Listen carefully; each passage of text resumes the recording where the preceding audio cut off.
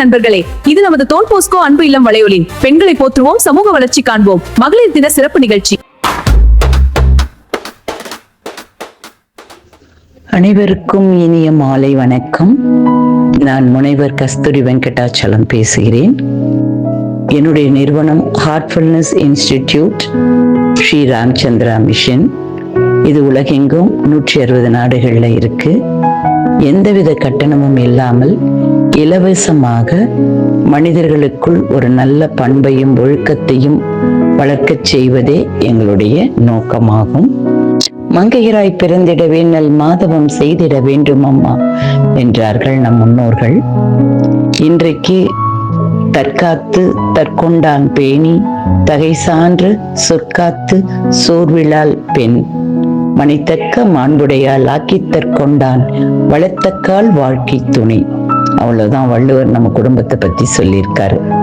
ஒரு பெண்ணுடைய ரோல் இல்லைன்னா இந்த உலகமே, இந்த பூமியை சுழல்வதை நிறுத்தி கொள்ளும்.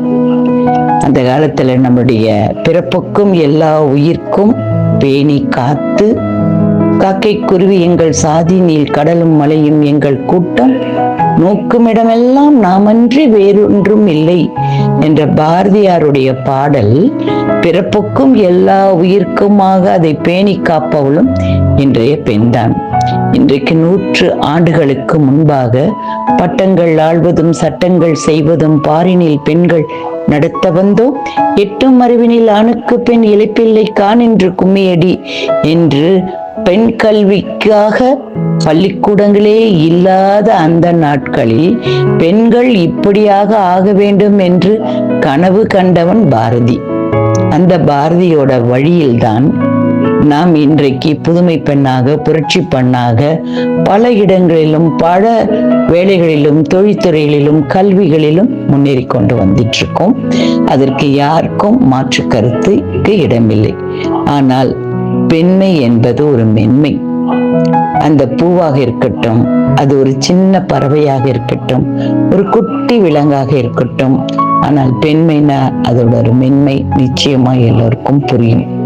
இந்த பெண்மையோட பொறுமையும் சேர்ந்தால் பொறுத்தார் பூமி ஆழ்வார் அப்படின்ற ஒரு பழமொழிக்கேற்ப பெண்களுடைய அந்த பொறுமைதான் பூமாதேவியாக இன்றும் அகழ்வாரை தாங்கும் நிலம் போல நம்மை இகழ்வாரை பொறுத்தல் தலைன்னு சொல்றாங்க.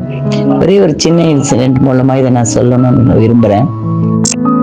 கண்ணகி கோவலன் அவங்களுக்குடையான உறவுகள் பிரிவு எல்லாருக்குமே தெரியும். மாதவியை விட்டு கண்ணகியை பார்க்க அவன் வரும் பொழுது கண்ணகி தன்னுடன் வீட்டில் அமர்ந்திருக்கிறாள். ஒரு கண் முன்னாடி ஒரு காட்சி விரியுது, படமாக பாருங்கள். 4 அடிக்கும் குறைவானவள், 4 அடிதான் என்று வைத்துக் கொள்வோமே. கண்ணகி ஒரு சிறிய பெண், கோவலன் 6 அடியான உயரமான பெண், உயரமான ஆண்.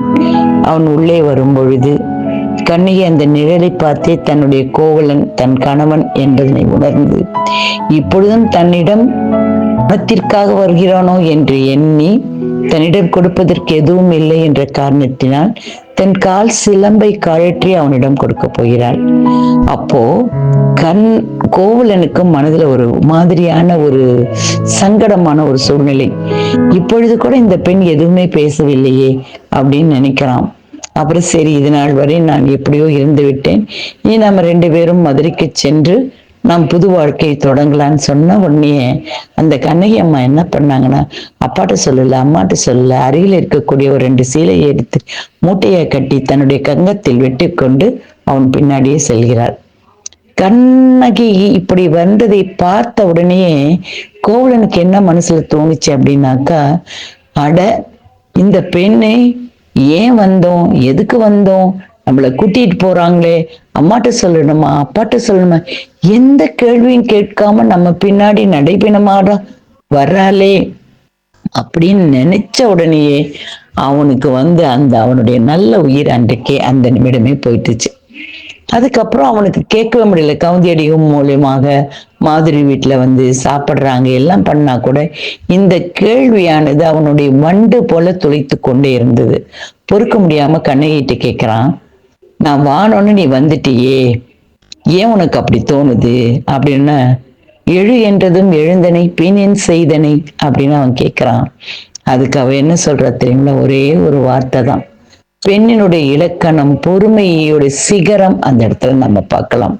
போற்றா ஒழுக்கம் புரிந்தீர், யான் ஏதும் செய்து மாற்றம் கண்டேனா உன்னிடம். ஏதாவது என்னால செய்ய முடிஞ்சுதா?